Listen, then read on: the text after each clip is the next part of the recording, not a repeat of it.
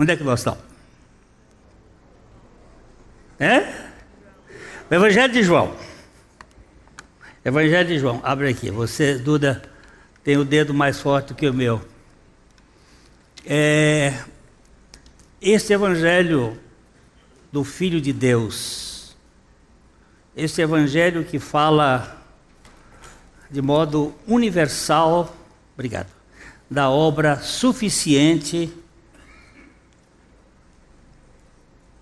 do nosso Senhor. 4 evangelhos,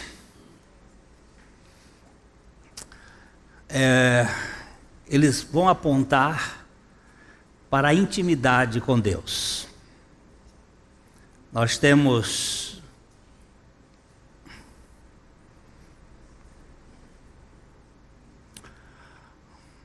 o Evangelho de Mateus, o Evangelho de Marcos, o Evangelho de Lucas e o Evangelho de João.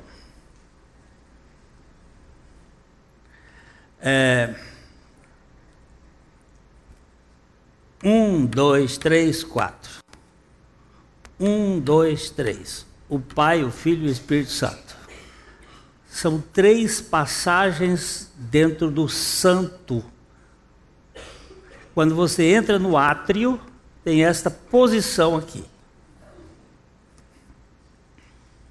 Para entrar no Santo dos Santos. São 4 pilares e representando o Pai, o Filho e o Espírito Santo. E aqui foi onde rasgou o véu.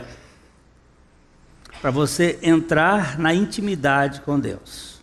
O véu se rasga exatamente no meio.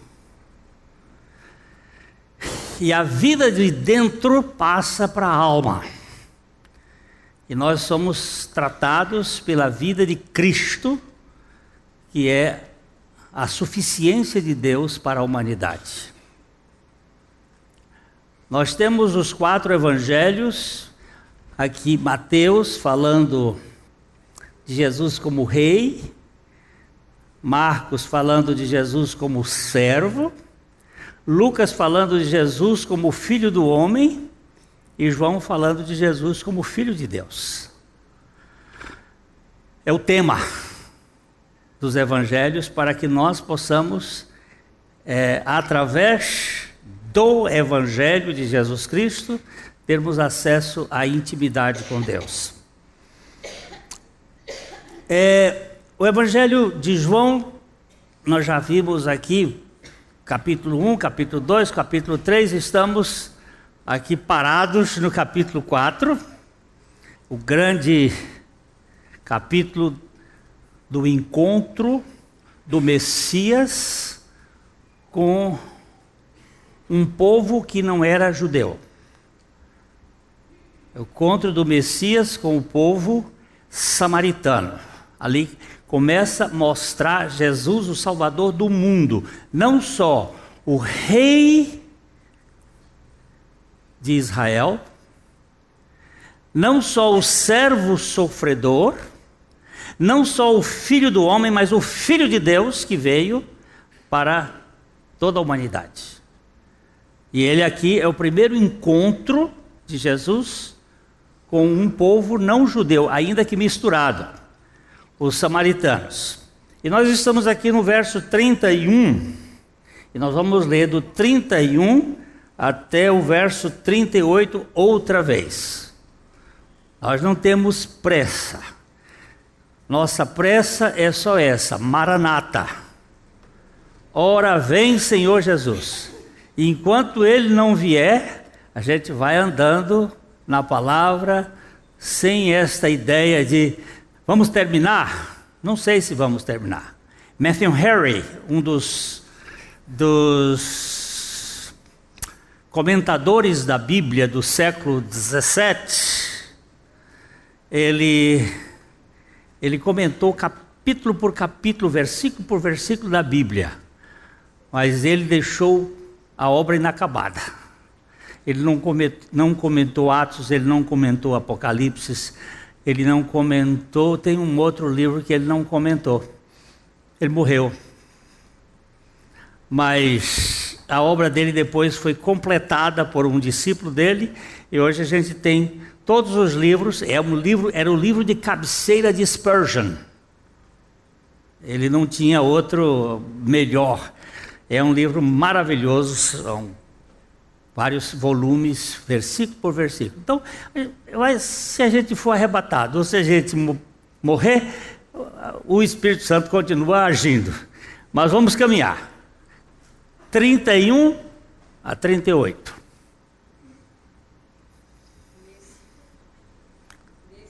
Está sem fogo no... Nesse ínterim... Tá, agora tem. Nesse ínterim, os discípulos lhe rogavam, dizendo: Mestre, come. Mas ele lhes disse: Uma comida tenho para comer que vós não conheceis. Diziam então os discípulos uns aos outros: Ter-lhe-ia porventura alguém trazido o que comer? Disse-lhes Jesus: A minha comida consiste em fazer a vontade daquele que me enviou e realizar a sua obra. Não dizeis vós que ainda há 4 meses até a ceifa? Eu, porém, vos digo: erguei os olhos e vede os campos, pois já branquejam para a ceifa.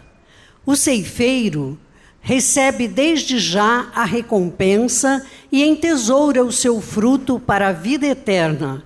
E dessarte se alegram tanto o semeador como o ceifeiro. Pois, no caso, é verdadeiro o ditado: um é o semeador e o outro é o ceifeiro.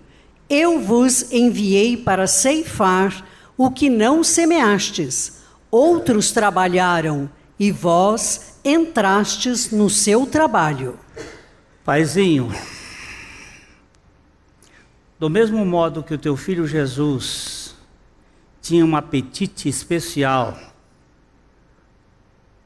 por comer a tua palavra, por fazer a tua vontade, dá isto a cada um de nós. Dá este gosto por degustar daquilo que tu tens preparado para nós e para vivermos para a tua glória. Fala conosco, Pai, pelo teu Espírito.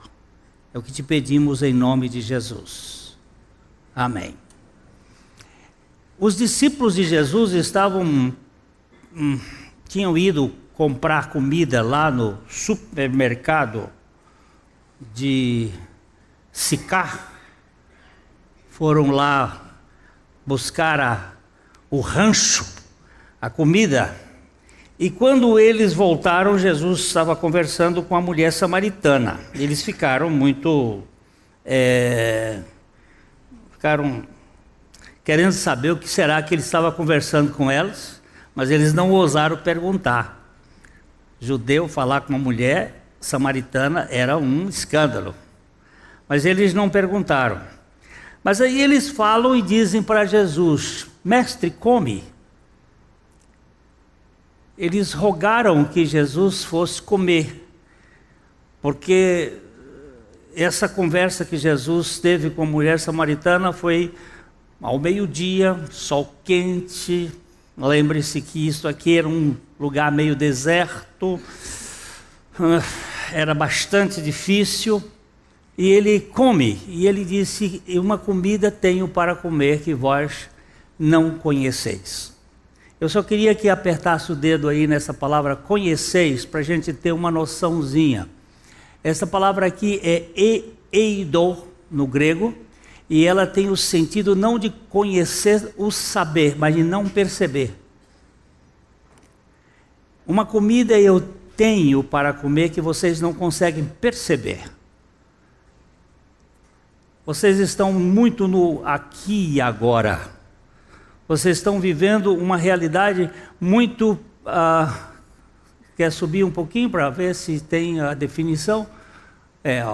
Eido é a palavra oida, palavra perceber com os olhos, perceber alguma coisa dos sentidos, perceber, notar. Não é não saber, no sentido de conhecimento, de gnosco, mas é não ter a percepção. Não conseguir ter o entendimento espiritual. Porque são duas realidades. A realidade física, que está aqui no nível da nossa realidade tridimensional. E acima da nossa cabeça está toda a realidade espiritual. Eu não vejo, não pego, não sinto, não ouço. E Jesus diz para eles o seguinte: vocês estão muito presos neste mundo, e outra comida eu tenho para comer que vocês não conhecem.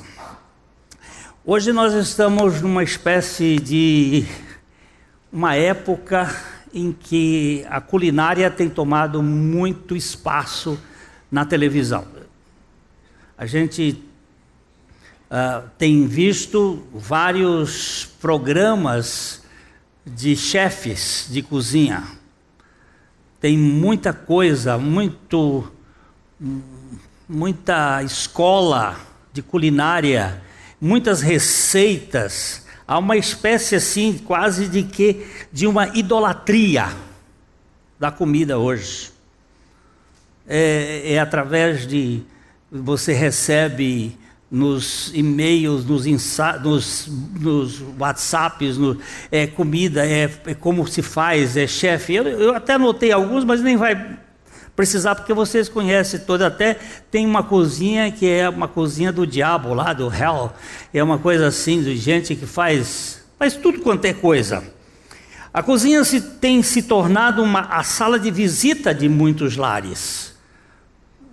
Fazem um loft, um apartamento em que a cozinha se mistura com a sala, porque as pessoas estão muito em torno da comida, e é interessante. E comer é um prazer que tem se transformado numa espécie de, até mesmo de ídolo, de paixão.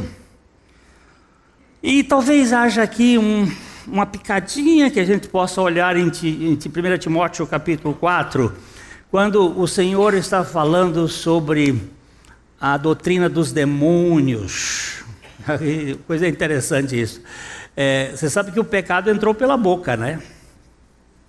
E através da comida, nós tivemos pessoas que venderam a primogenitura, bênçãos que foi dada por causa de prato, e a comida tem sido utilizada muito para negócios, para trocas e coisas assim que às vezes a gente se perde na realidade da coisa. Aqui no capítulo 4 de 1 Timóteo, nós temos uma afirmação do apóstolo Paulo para os tempos do fim, os últimos dias, o tempo do fim.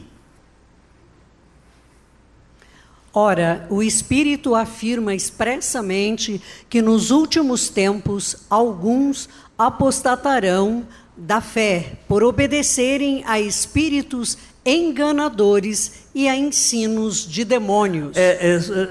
Só para a gente ter uma noçãozinha. Os nossos primeiros pais estavam no Jardim do Éden, eles tinham toda a liberdade, comia de tudo que o Senhor havia preparado para eles. Era uma vida bem frugal, bem gostosa, não tinha mosquito da dengue naquele tempo, não tinha nenhum sistema de matar, era uma vida boa, não tinha nem frio nem calor, não precisava ligar ar-condicionado, era uma coisa bem gostosa. Mas apareceu uma coisa por lá no meio, lisa, chamada serpente, e ela jogou um veneno. Deus está blefando com vocês, Deus não quer que vocês sejam como Ele. Mas ela não era igual? Ela não foi criada à imagem e semelhança de Deus? O casal não foi feito como Deus? Mas aí começam as mentiras do diabo, que é isso que se chama doutrinas de demônios, que é mentir contra a palavra de Deus. E ali ela começou a jogar o veneno, e o ser humano foi tomado por essa ambição de querer ser como Deus. Ele que foi criado à imagem e semelhança de Deus. E começa a obedecer e ouvir as mentiras malignas. E aqui ele diz que nos últimos tempos, alguns iriam apostatar. Essa palavra aqui significa dar as costas. Iria não se importar, não dar mais atenção às coisas da fé, às coisas espirituais, porque eles iriam obedecer a espíritos enganadores e a doutrinas de demônios. A doutrina de demônio, ela está voltada para o homem. Lembra-se que Pedro, o apóstolo Pedro, quando Jesus disse que ele iria para a cruz, que depois de 3 dias ele ia ressuscitar, Pedro disse: de modo nenhum isto pode acontecer. O mesmo Pedro que anteriormente disse que Jesus era o Cristo, Filho de Deus, agora não quer que Jesus vá para a cruz. E aí Jesus diz assim: arreda-te, Satanás. Ele não disse arreda Pedro, mas arreda-te, Satanás. Quando Pedro disse que Jesus era o Cristo, ele disse: tu és Pedro. Mas agora, quando ele quer tirar Jesus da cruz, ele diz: tu és Satanás.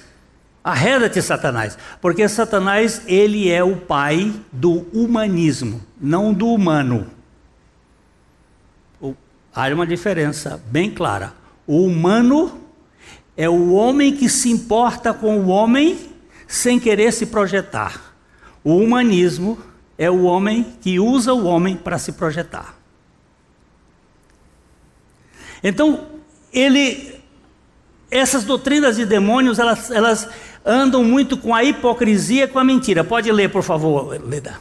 Pela hipocrisia dos que falam mentiras e que têm cauterizada a própria consciência, que proíbem o casamento e exigem abstinência de alimentos que Deus criou para serem recebidos com ações de graças pelos fiéis e por quantos conhecem plenamente a verdade.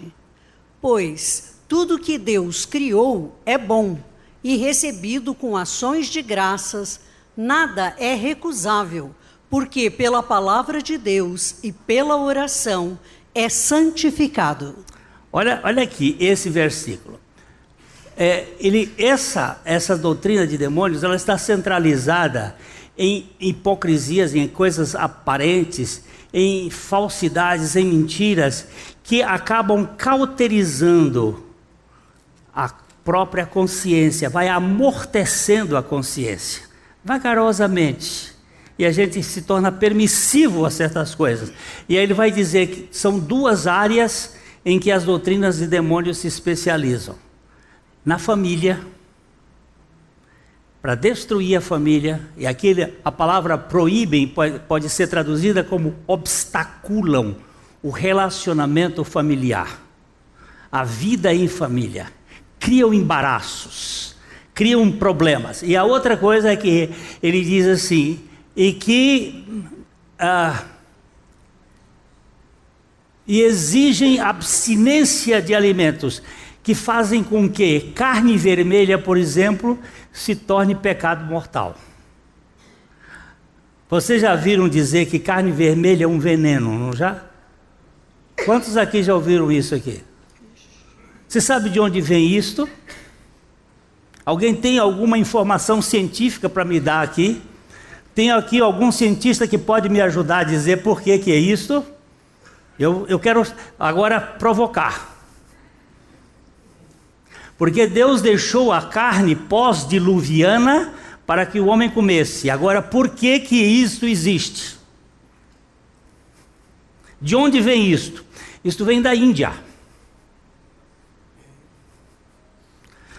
Isso vem da vaca. Isso vem da coisa sagrada. E que cria dentro da cultura do mundo um impedimento. Eu não vou dizer que a gente deve comer aí à vontade, mas porque há um livrinho de um médico argentino que é professor da Universidade de Santos, ele diz o seguinte: você é o que você come, quanto você come, como você come e com quem você come. Mas se você me disser que um T-bone,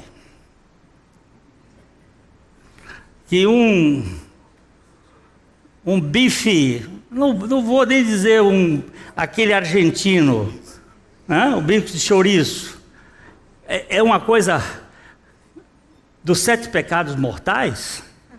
Dos 7 pecados mortais é a gula. Mas Deus disse aí, o texto, que tudo quanto Deus fez é bom. E comido com ações de graças, nada é mal. Eu não vou criar caso com os irmãos que não gostam de um camarão. Eu sei que camarão, para alguns, traz um pouco de problema, porque ele é tóxico, pode dar uma certa alergia. Mas dizer que camarão é desprezável, depois que Jesus disse que tudo é puro, que todos os alimentos, o que não é o que entra pela boca que contamina o homem, mas é o que sai da boca, não é nem o que sai por fora da boca. É o que sai da boca que contamina o homem. E aqui nós temos que entender que tem uma comida que nós não temos comido. Tem um alimento que nós não temos tido este conhecimento. Nós estamos mais preferindo a questão culinária, as questões que satisfazem a gente em alguns aspectos, mas nós precisamos saber qual é a comida que deve ser comida. Eu queria pegar um pouquinho esse texto de João capítulo 6, a partir do verso 48.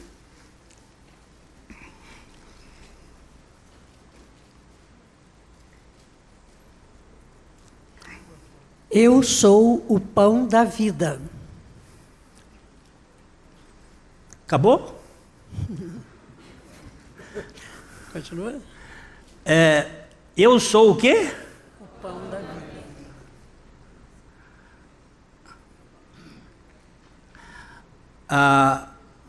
Vamos continuar lendo, vamos contar. Vossos pais comeram o maná no deserto e morreram. Este é o pão que desce do céu, para que todo o que dele comer não pereça. Olha, Jesus havia feito um dos seus milagres de matar a fome. Havia uma multidão de cerca de 5.000 homens, aforante criança e velhos e mulheres. Só os homens eram contabilizados naquela época. 5.000 homens. Não havia nenhum McDonald's por perto.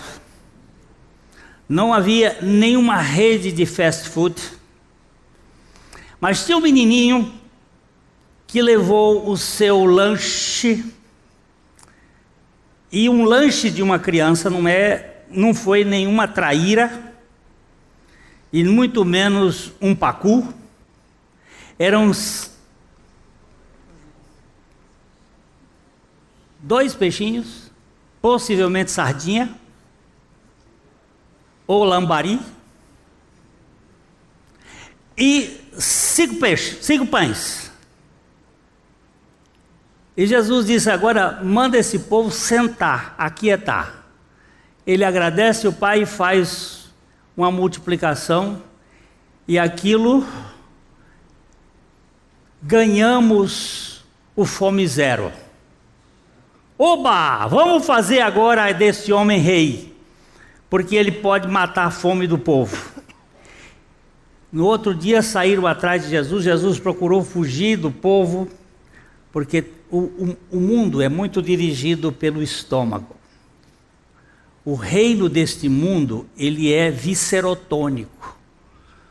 A Bíblia diz que a nossa pátria não é daqui, porque a turma daqui, o Deus deles é o ventre.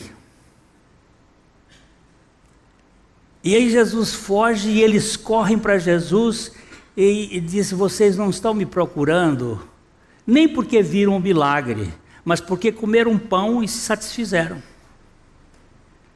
Você quer saber qual é o pão? O pão sou eu. Vocês precisam me comer. Vocês precisam se alimentar de mim. Aquele que comer de mim vai se satisfazer. Ele disse: vossos pais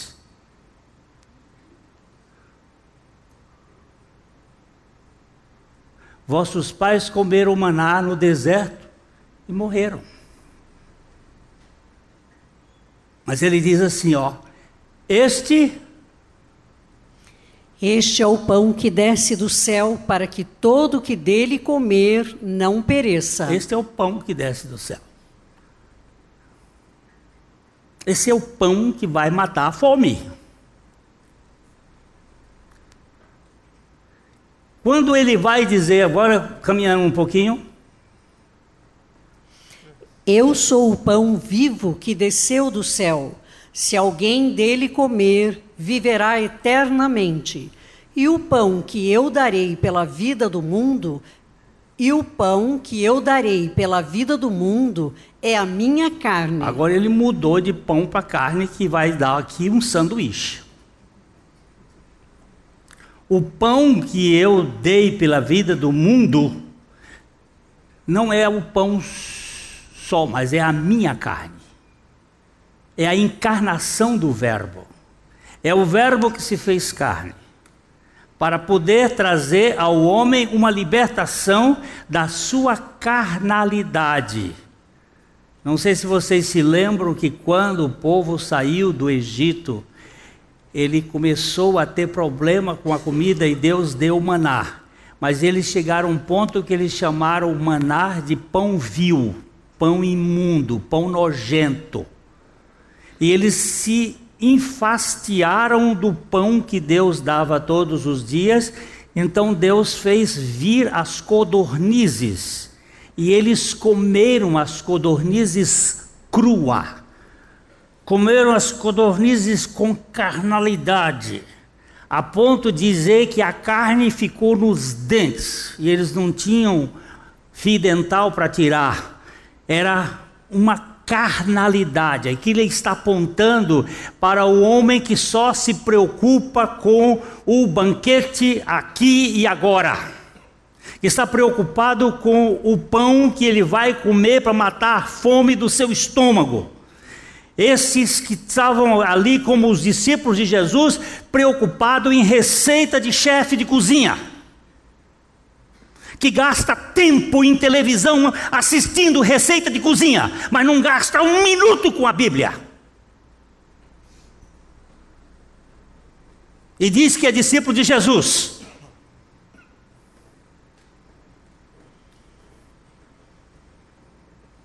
E o que a gente faz com um negócio desse? Quer sentir o cheiro da carne queimada, que é cheiro de holocausto, mas não quer se oferecer como sacrifício vivo, santo e agradável a Deus, que é o vosso culto racional.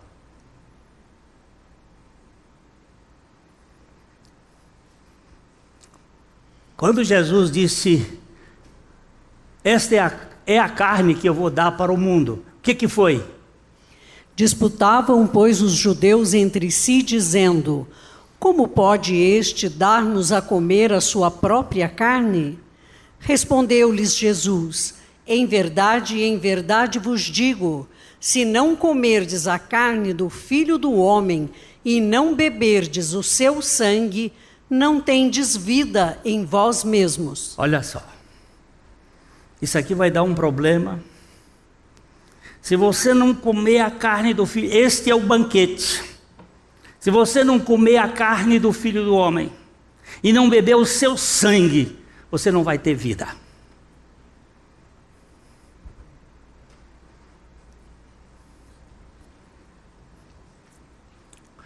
Na vida sexual, muitas vezes você usa para uma mulher: eu quero comer você. E o homem usa para outro homem: eu quero comer você. Isso é canibalismo. Mas isto está certo, porque você está comendo a admiração. É aquilo que forma a sua identidade.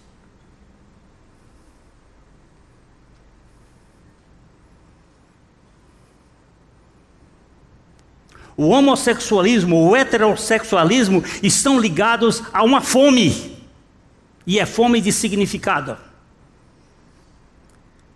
Muitos casos de homossexuais masculinos é que eles perderam a admiração pelo pai, porque o pai se tornou uma pessoa fora da realidade no contexto da vida. Ou a mãe. E eles ficam procurando alguém para fagocitar, para poder buscar a admiração que venha trazer significado para a sua alma. Só que não vai ser por erotismo. Vai ser pela obra da cruz de Cristo que vai dar significado ao ser humano. Ontem eu disse para minha mulher: eu vejo que se não fosse a obra de Cristo, eu seria talvez um pedófilo ou um homossexual. Mas nós temos um Deus que muda o apetite da pessoa, para que ele não fique fagocitando ou comendo simplesmente gente, mas comendo de fato aquele que se fez homem para nos dar significado de humanidade.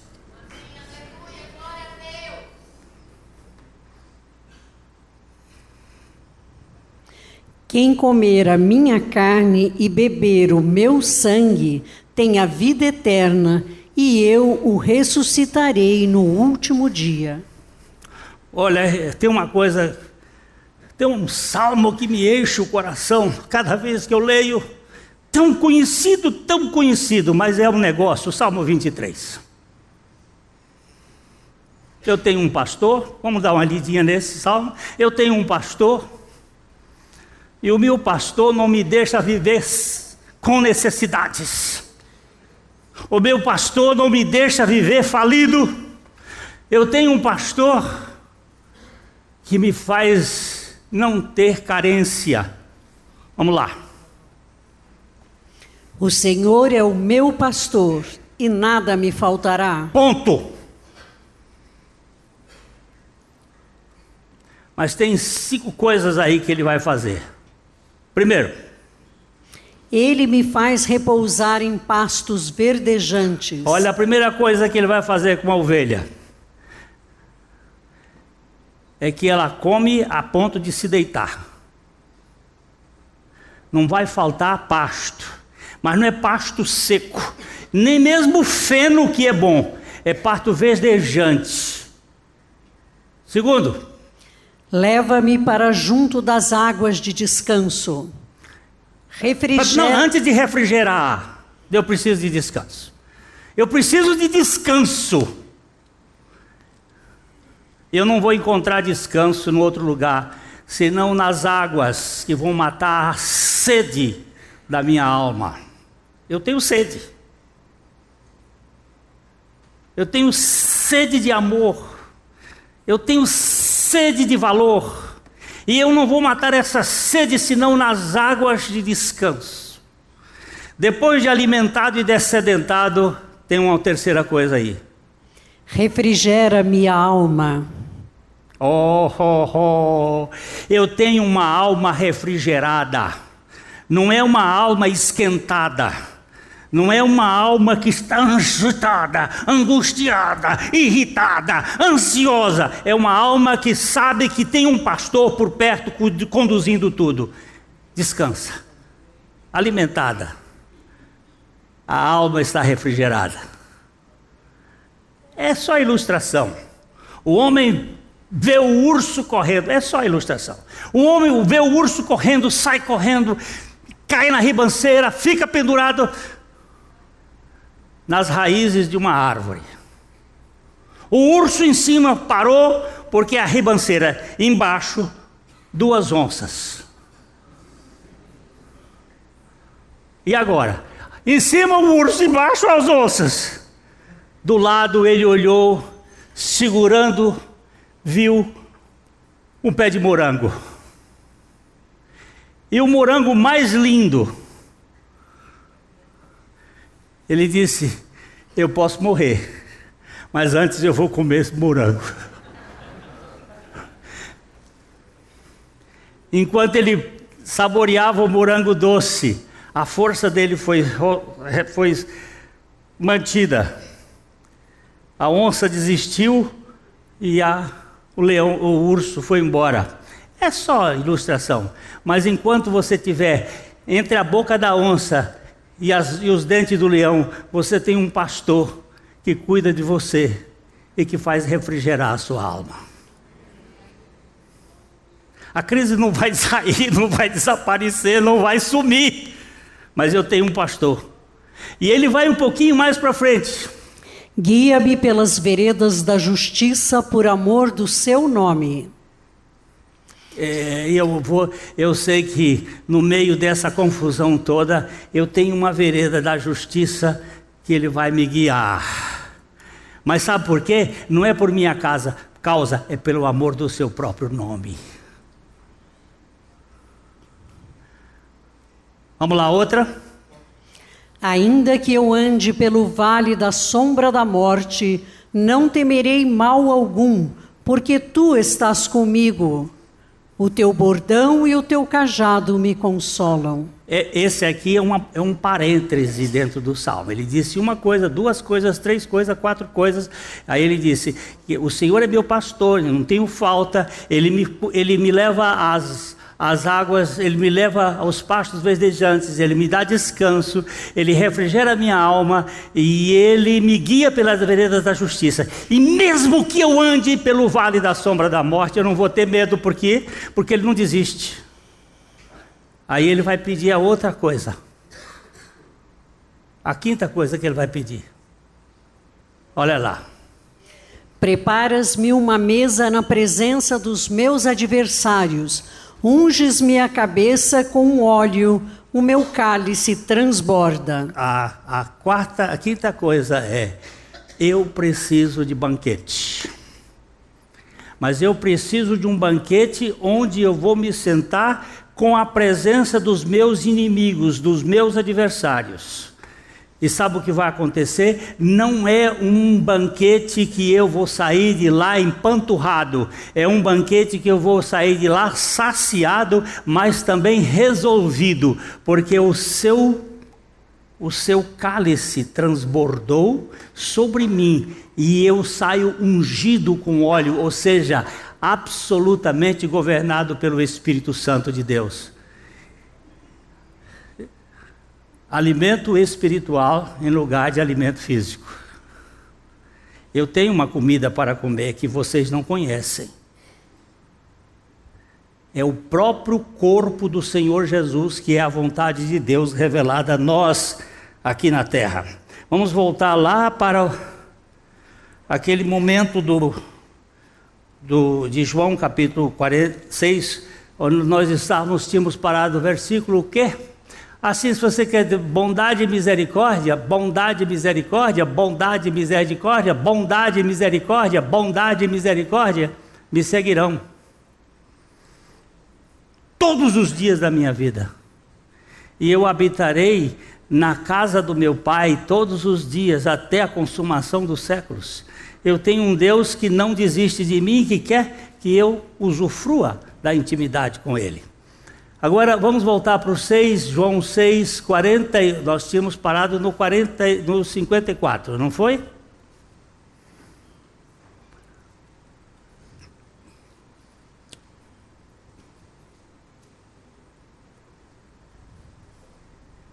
Quem comer da minha carne e beber do meu sangue, tem a vida eterna e eu ressuscitarei no último dia. Pois a minha carne é verdadeira comida e o meu sangue é verdadeira bebida. Quem quem comer a minha carne e beber o meu sangue, permanece em mim e eu nele. Assim como o Pai, que vive, me enviou, e igualmente eu vivo pelo Pai, também quem de mim se alimenta, por mim viverá. Qual é o seu cardápio?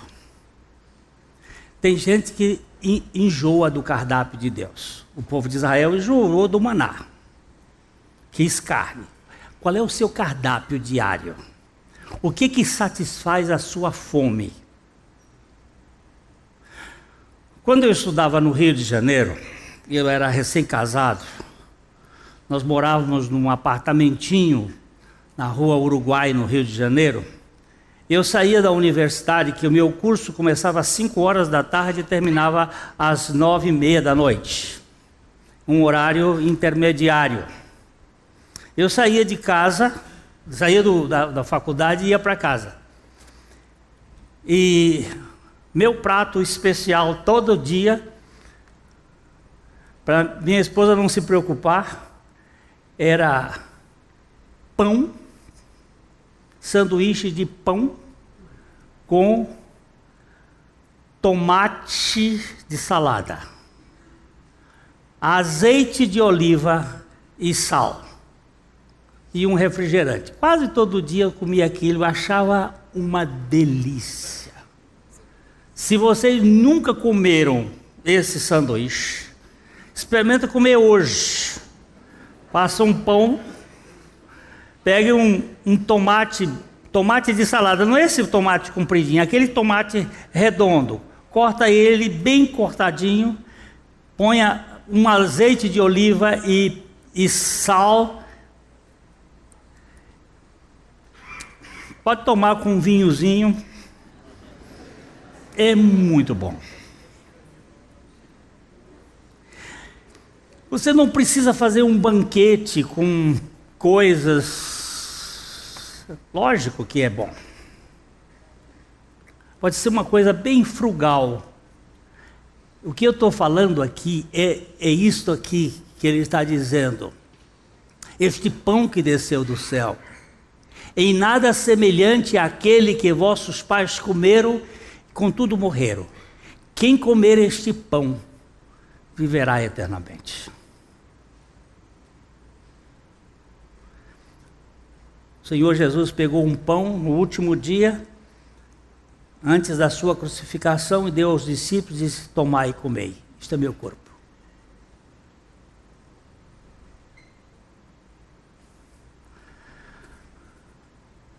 Isso é aquilo que vai matar a sua fome, que vai matar a sua necessidade. Você e eu somos carentes. Vamos ler um pouquinho mais.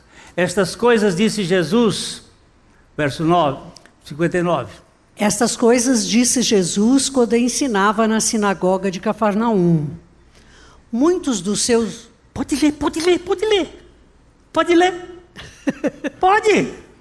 Muitos dos seus discípulos, tendo ouvido tais palavras, disseram: duro é este discurso, quem o pode ouvir?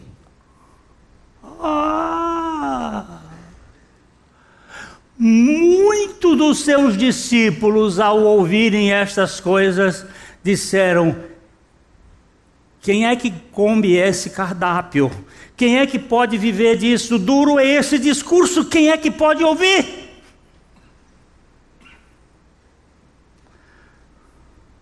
Porque nós estamos atrás das coisas opíparas. Isso aí agora você vai para o dicionário do Caldas Aulete, porque veio aqui agora, faz tempo que eu não uso. Estas coisas estranhas e gostosas, que são formas de banquetes dos reis da Pérsia.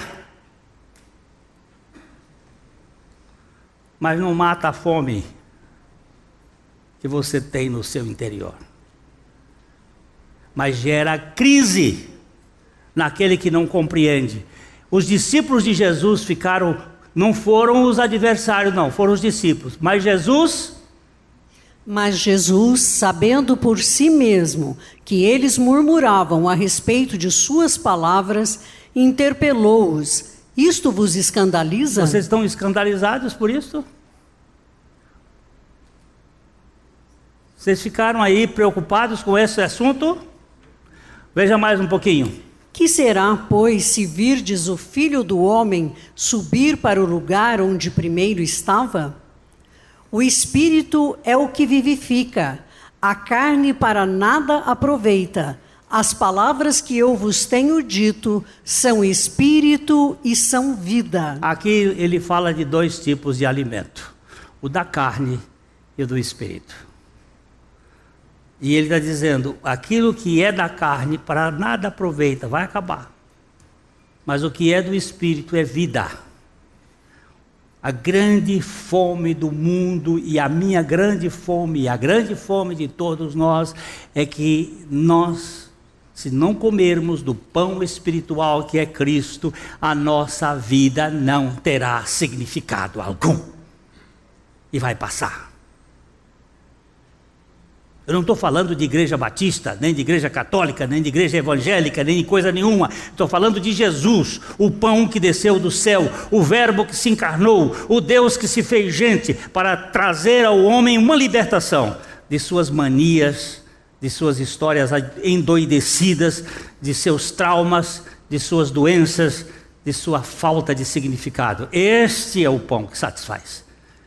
E ele fala que a carne para nada aproveita, mas as palavras que eu vos tenho dito são espírito e são vida.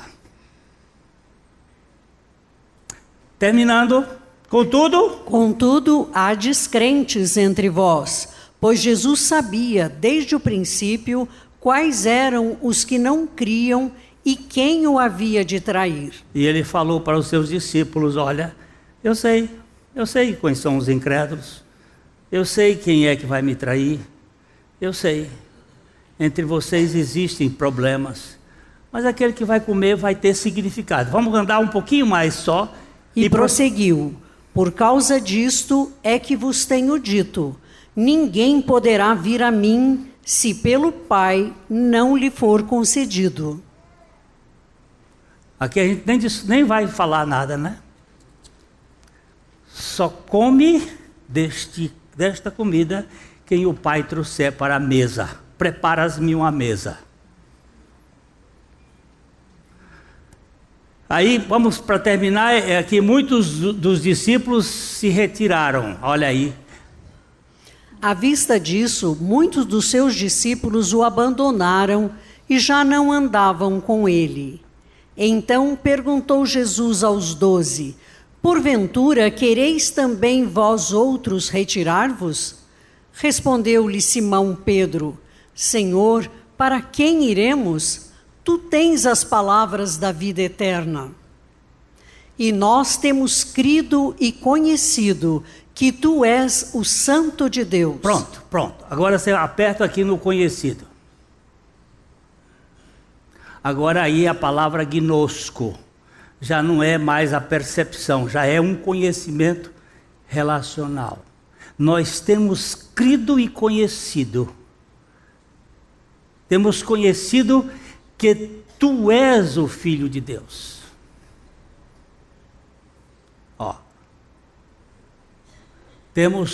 Pode deixar, pode saltar. Que tu és o Santo de Deus. Aí Jesus disse, não vos escolhi eu, o número de 12, contudo um de vós é diabo. Replicou-lhes Jesus, não vos escolhi eu em número de 12? Contudo, um de vós é diabo.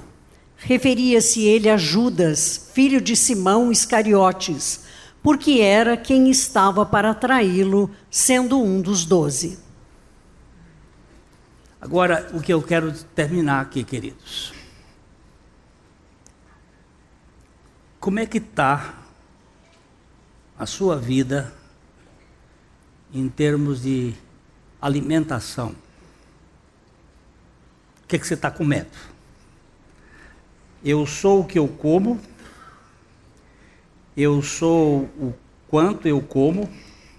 Eu olho aqui, eu percebo que estou comendo demais. O quanto eu como, eu sou como eu como.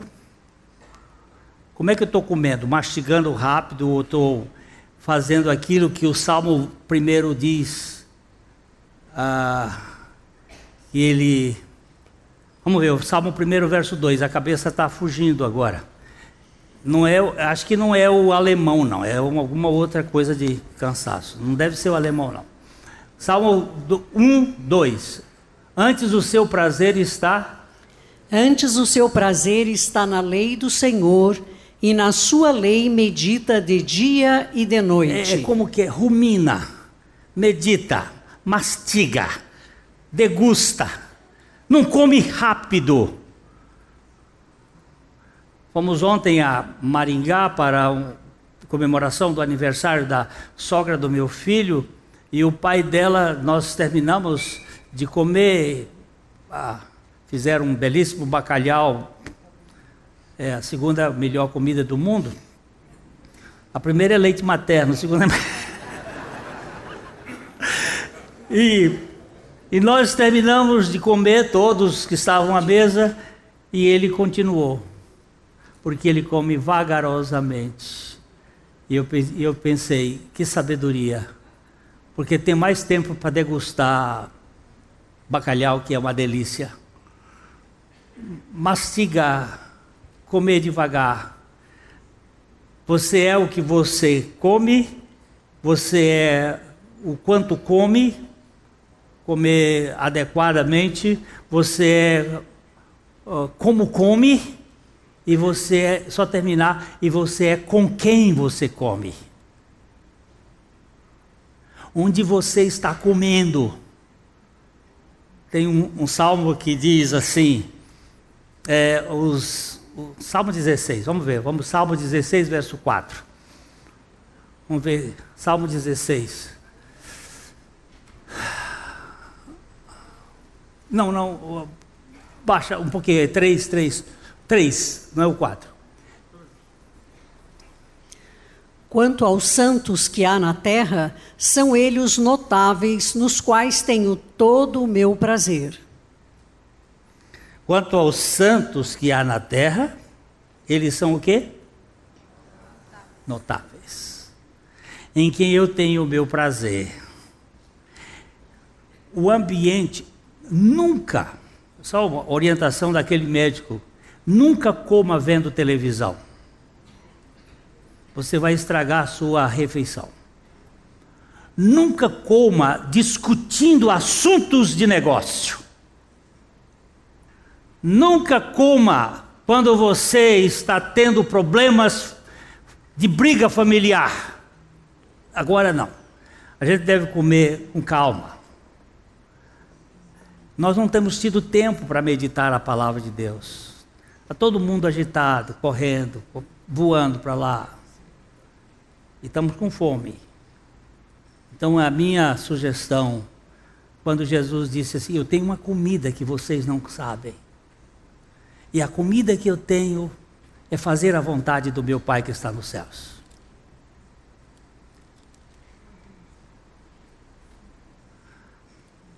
Agora, queridos, me deem só esse tempinho. Não culpe Satanás por você não ter na sua agenda a condição de comer o pão. Não vai ser Satanás, vai ser você e eu que vamos ter que fazer a nossa agenda. Senhor, eu não saio hoje daqui enquanto o Senhor não satisfizer a fome que meu coração tem. Me dá a tua palavra, me dá o teu espírito. Diga. Jeremias 15. Jeremias 15. De 15 a 16? 15 e 16. Jeremias 15, 15 e 16. Pode ler. Achadas as tuas palavras, logo as comi. As tuas palavras me foram gozo e alegria para o coração, pois pelo teu nome sou chamado, ó Senhor, Deus dos exércitos. Vamos voltar para o 16, para o 15. Olha aqui, o 15, puxa um pouquinho mais. 15. Tu, ó Senhor, o sabes. Lembra-te de mim, ampara-me e vinga-me dos meus perseguidores. Não me deixes ser arrebatado por causa da tua longanimidade. Sabe, porque que por amor de ti tenho sofrido afrontas. Ele estava numa grande crise, mas ele diz assim, achadas as tuas palavras, logo as comi. As tuas palavras me foram gozo e alegria para o coração. Pois pelo teu nome sou chamado, ó Senhor, Deus dos exércitos. No momento em que nós achamos as palavras e as comemos, elas se tornam agradáveis ao nosso coração. A grande fome hoje é uma fome da palavra de Deus. Que o Senhor nos mate essa fome. E que nós tenhamos a disposição e a possibilidade de dizer, não, eu não vou hoje sair sem comer o meu pão. Eu não vou sair sem fazer a minha refeição. Isso vai ser muito útil para cada um de nós. Domingo que vem eu vou perguntar como é que foi essa semana vocês comendo pão. E nós aí já passamos para o outro lado, nós vamos passar um pouquinho mais para frente para a cura do filho do Régulo. Ok? A Livraria PIB Londrina procura selecionar cuidadosamente seus títulos e autores a fim de oferecer um conteúdo alinhado com o Evangelho de Jesus Cristo. Bíblias, livros de teologia, devocionais, literatura infantil, biografias, comentários bíblicos e muito mais. Dispomos também de um acervo de CDs e DVDs das mais de 5.000 mensagens ministradas na Primeira Igreja Batista em Londrina. Visite a Livraria PIB Londrina e conheça ainda mais. Livraria PIB Londrina, de segunda a sexta, das 13h30 às 18 horas. Endereço na Avenida Paraná, 76A, próximo ao Calçadão, bem no centro de Londrina. Ligue para 3372-8921 ou acesse o site www.livrariapiblondrina.com.br.